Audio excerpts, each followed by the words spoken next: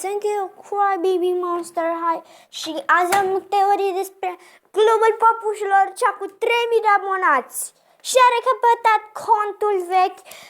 Știu că ea, când și-a început canalul, avea un stop motion făcut pe Viva Video, adică nu erau doar niște poze și a zis că e stop motion. Primul video, cred că știți și voi.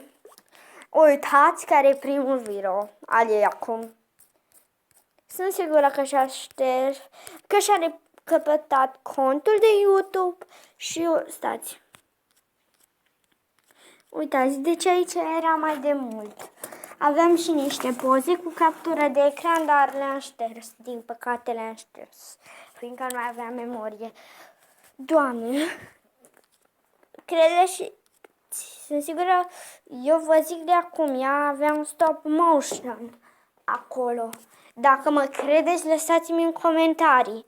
Eu sunt sigură că și-a recăpătat canalul și că n-avea nimic cu canalul acesta, numai că nu mai a plăcut ei.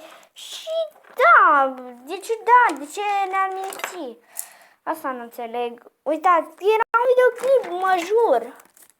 Mă jur, era stop motion acolo.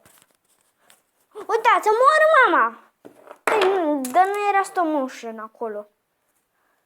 Era un stop motion. Primul video al ei era stop motion. Cum adică? Eu sunt sigură că ne-a mințit. Bine, deci atât a fost. Pa!